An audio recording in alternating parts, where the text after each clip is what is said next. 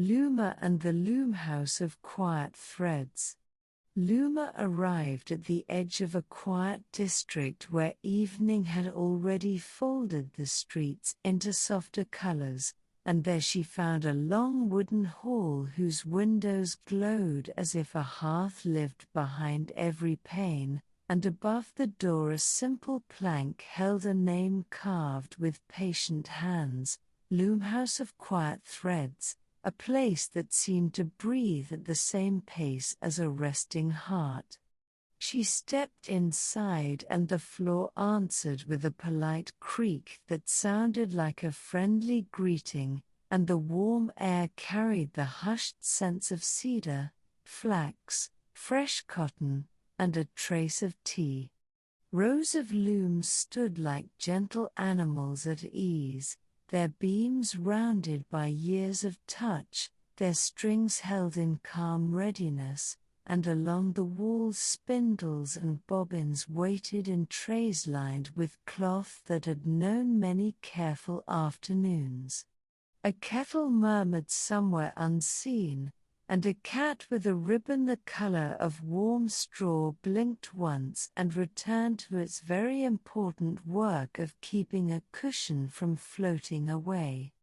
The master of the hall, a weaver with silver hair tied simply at her neck, looked up from a skein that shone like mist in morning light, and she welcomed Luma with a nod that said, "You may rest while you learn, learn while you rest."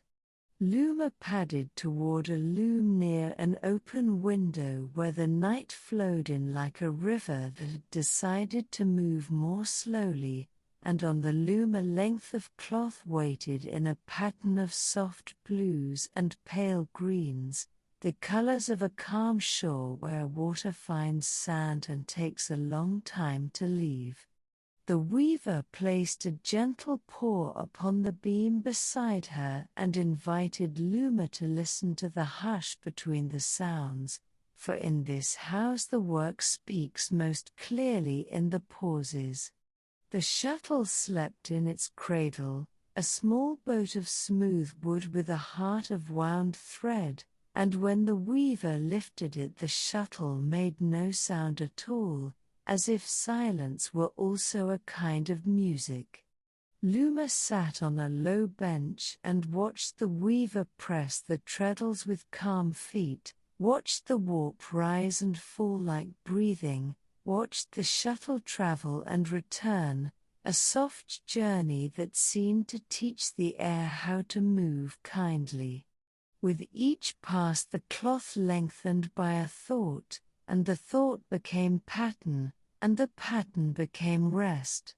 In the far corner a row of jars held dyes that glowed in their own quiet way, indigo like thoughtful evening, madder like a modest ember, whirled like a beam of gentle afternoon, and a pot of walnut stain that remembered autumn rain on wooden gates. A young apprentice tested colors on small squares, dipping and lifting, then rinsing in bowls of clear water that winked in the lamplight, and each square learned a new voice before it joined a line of drying flags that moved as if they had something wise to say. The weaver told Luma that cloth is not only for wearing and wrapping and sitting upon, it is also a way of holding time where it can do no harm, and Luma felt the truth of that sentence settle near her ribs like a folded scarf. She walked along the looms and noticed each had a small book resting on a shelf, a notebook of soft paper that recorded the day's pattern in simple sketches, walk count here, weft choice there, tension like the memory of a slow river, and at the bottom of each page a single line written by hand, a sentence about the mood of the cloth. Some lines were as spare as breath and others contained a small picture painted with words, a hill in late light, a cup on a windowsill, a quiet ferry carrying a few villages across water as mild as milk. Luma turned a page and saw a little drawing of a fox curled upon a folded blanket, and she smiled at how the world sometimes knows a guest before the guest arrives. The weaver invited Luma to try the treadles, to press one and then the other with the same patience used for asking a shy bird to land, and to feel how the warp lifts and gives way, how the weft thread travels across and finds its long home, and how the reed enters like a kind librarian placing a book in the right place on a shelf. Luma followed the instructions slowly, her paws gentle upon the wooden pedals, her breath steady, her ears listening for the silence between motions, and the loom welcomed her touch with the restraint of a wise friend who supports without speaking.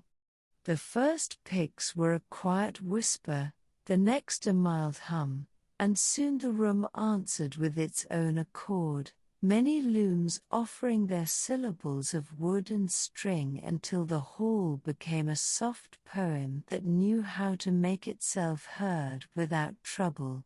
Between passes the weaver poured tea into 2 clay cups and placed one on the beam for Luma, and the steam curled in thoughtful ribbons that rose toward the rafters where the cat had now climbed to observe the evening, and the scent of the tea held a tiny sweetness that made memories behave politely.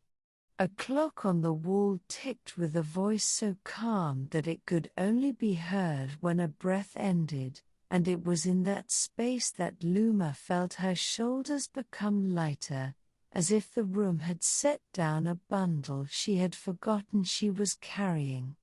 The weaver said that every fabric remembers the hands that made it and the air it lived in while it learned its shape, and that is why older cloth feels like a story that has already chosen a kind ending. Luma explored the winding aisle that led to the washing room where finished cloth met clean water and gentle soap in a wooden tub, and the tub made a small contented sound when the cloth entered, as if it too enjoyed the feel of softness moving through its heart. On a bench beside the tub lay a brush of horsehair and a bar of olive soap, and a towel that had been used to dry many good efforts, and Luma touched the towel with one paw and found it warm from the room's work. She watched as an apprentice lifted a length of newly woven linen, dipped it slowly, pressed it with careful palms, and the water took away what was no longer needed and returned what would remain, which is how water often helps. Outside, a lilac hedge leaned against the wall and offered its fragrance in a low steady way, and the night carried that fragrance through the open windows until it mingled with the cedar and woolen tea, and the mix of scents felt like a kind conversation in which everyone listens more than they speak. Luma returned to the main hall and noticed a tapestry on the north wall, a wide piece woven in a language of pale grays and quiet blues, a picture of clouds learning to be mountains and mountains learning to be clouds, and in the lower corner a small boat carried a figure across water that did not trouble the boat at all. The weaver explained that the tapestry had never decided whether it depicted dawn or dusk, and that the uncertainty pleased everyone who looked at it, for it meant the cloth could belong to many rooms. Near the tapestry a frame stood ready for a new work, the warp already strung in fine threads like rainfall held in place, and the weaver invited Luma to choose a handful of colors from a nearby tray of butterflies, which is what the apprentices called the small windings of yarn. Luma selected shades that reminded her of rivers, not only the blue of water but the beige of shallow sand and the moss of stones that prefer to sit and think, and a pale thread like foam when a small wave reaches a patient bank. The weaver nodded and said that a river can be woven in many ways and that some rivers are made to be walked with the eyes while others are made to carry thoughts back to shore. She showed Luma how to tie a weaver's knot that refuses to become proud and how to tuck loose ends where they can sleep without disturbing the pattern, and together they laid the first soft line across the open mouth of the warp, and the reed pressed it into belonging, and the cloth began. The rhythm grew but never hurried, and time in the hall forgot the usual measures in favor of ones that looked more like breath and tea and the distance between steps when a stroll is chosen over a march. The cat returned to the cushion as if to ensure that rest remained the main work of the evening. On a side table Luma discovered a basket of small cloth squares, each labeled in neat script: pillow corner, window edge, collar lining, book cradle, and a note invited visitors to take one square and place it somewhere in their home where a quiet helper would be welcome, and Luma folded one that smelled faintly of lavender and tucked it into her scarf to later line a pocket for the small bottle she sometimes carried. Beside the basket a wooden hoop held a circle of linen where an apprentice had been practicing small stitches in rows that curved like gentle hills, and Luma admired the patience stored stitch by stitch, the way the thread sat without pride upon the fabric, the way the needle had left tiny silver moons in its wake. A window at the far end of the hall opened onto a courtyard where drying lines crossed like the strings of a friendly instrument, and on the lines hung cloth that knew the day was ending, moving only enough to share a little dance with the breeze. A round basin in the middle of the courtyard held water that reflected lamps and stars together, and a small ladle rested on its rim for anyone who wished to wake or soothe their hands. Luma dipped her paw and the water felt both new and remembered, the way a song sometimes feels both first heard and long known, and she listened to the hush around the walls, a hush made of brick that had warmed and cooled in a loyal rhythm for many years.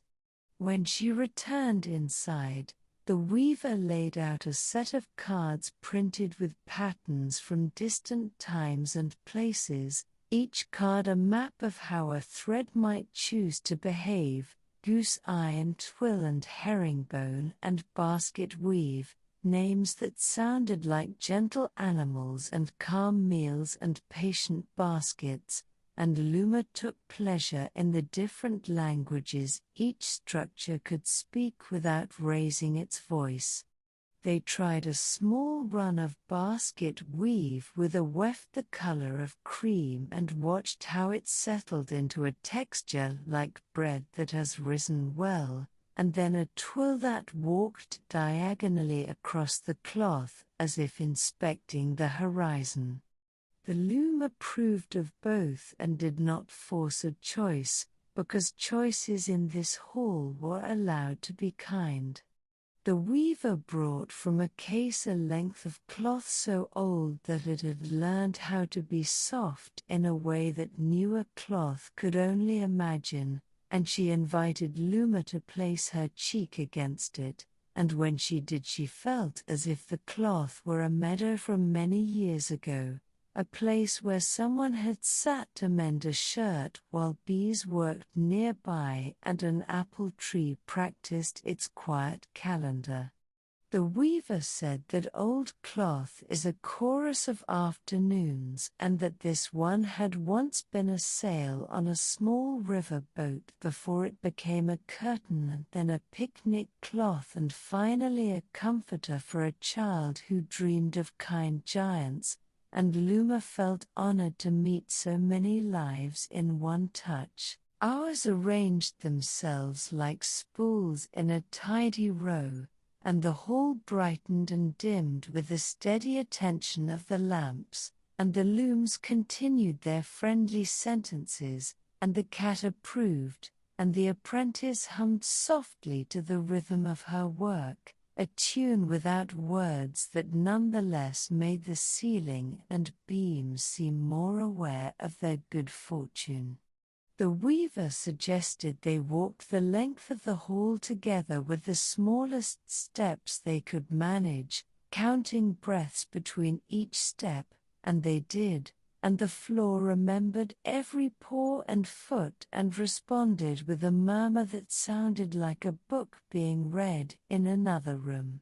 At the far end they paused to look back, and the view resembled a long river of wood and thread and light, a river that would never flood or drown, but would always carry gently whatever entered its current. On a shelf near the door sat a bowl of smooth stones collected by visitors who returned from travels, stones that had once been warmed by other suns and washed by other rains, and a sign asked that whoever took a stone should replace it later with one from a place where they rested well. Luma considered the bowl and chose a pebble with a line of white quartz running through it like a thought that had found its way, and she promised to bring another when she next visited a shore that treated her kindly. A bell rang in the street outside to mark a time no one in the hall needed, and the sound entered and left like a polite guest who only wished to say good evening. The weaver prepared a small bundle for Luma to carry home, a folded square of practice cloth in the color of quiet rain, a length of cotton tape with a repeating message printed faintly along one side, "Breathe kindly," and a sprig of rosemary tucked beneath the tape so that the bundle would remember the garden. She showed Luma how to wrap the bundle with 2 turns and a tuck, the way bakers might tie a loaf that wishes to stay warm, and she suggested placing the cloth on a chair before sleep as a friendly invitation for dreams to sit nearby without rushing. Luma thanked her and the cat escorted them both to the door with the dignity of a guardian who understands closing rituals. Before leaving, Luma asked whether the hall ever wove stories directly into fabric, and the weaver replied that it was always so, even when no one mentioned it, and to show this she lifted a small blanket woven in a pattern of soft steps and placed it across Luma's back, and Luma felt at once as if the night had been trained to keep her company without asking questions. The blanket held the temperature of a kind thought, and as Luma moved toward the threshold the hem fell with the grace of a curtain that knows the exact time to drop. The weaver said, "You may return whenever your breath wishes to walk in our pattern," and the sentence felt like a key that fits many doors. Outside, the sky had deepened into a color that artists like to keep in their pockets, and the street shone with a mild glaze where a brief mist had passed and left every stone amused, and from the open windows of nearby homes came the sounds of spoons, quiet laughter, a page turning, a plate touched down gently on wood. Luma walked with the bundle under her chin and the blanket around her shoulders, the scent of rosemary steady as a compass, and the night air shaped itself around her like the inside of a bell after the note was finished. In a small square she paused beside a fountain whose water rose only as high as the edge before dropping back with contentment, and she set the bundle beside her and practiced the breath she had learned, counting to 4 on the way in, resting for 2, letting 6 carry her out, and the fountain answered with its own simple count. The journey home arranged itself as gently as the warp and weft of the evening, corner to corner, step to step, and Luma thought of the loom as a map, a way to hold many lines until they become one. She remembered the line from the notebook, tension like a slow river, and she felt how her own thoughts followed that river into wider water where worries forget how to make noise. By the time she reached her door, she had already begun to feel the weight of sleep in a friendly way, the kind of weight that lifts something else when it arrives, and she was grateful for the exchange. In her room she opened the window a little to let the night set its cool elbow on the sill, and she placed the practice cloth on a chair as the weaver had suggested, and then she folded the blanket over her paws and settled into her bed with its simple linen sheet that rustled like leaves telling one another to rest. She closed her eyes and reviewed the motion of treadles, the travel of the shuttle, the lift of warp and the welcome of weft, and in her chest her breath found the same pattern, up and across, down and across, a soft repetition that felt like a lullaby. The cat in the hall sounded in her memory like a tiny bell that knew exactly when to stop ringing, and the steam from the tea returned to her face as warmth without weight. Sleep began to gather in the corners of the room the way cloth gathers into a fold, and Luma let it, and while she hovered in that easy space a thought arrived, that the world is always weaving, leaf with light, wave with shore, roof with rain, hand with cup, and that each meeting adds one more line to the fabric of hours that carries us along. She placed that thought on the chair beside the cloth, an extra square for the morning, and let the rest of the night continue to weave without her help. Her breathing became the quiet metronome of a kindly loom, and the house listened, and the street listened, and somewhere in the Loomhouse of Quiet Threads a shuttle paused with satisfaction and the weaver smiled without needing to know why. In the softest part of the night the loomhouse breathed like a sea asleep on its shore, and every thread held a small moon where the lamps had touched it, and each moon agreed to watch over those who had trusted it with their names. Luma dreamed of walking once more between rows of looms while morning waited politely beyond the windows, and her paws knew which boards would welcome them and which knots would ask to be stepped around, and even in the dream her breath kept the measure she had learned. The weaver sat nearby winding a ball of yarn with the calm of a tide, and the cat blinked and approved and turned in one circle and settled, and the kettle made a promise that it would be ready when needed. Nothing hurried, nothing argued, nothing asked to be brighter, and because of this the dream stayed, and because it stayed her sleep deepened like dye entering silk, little by little until the color reached the heart.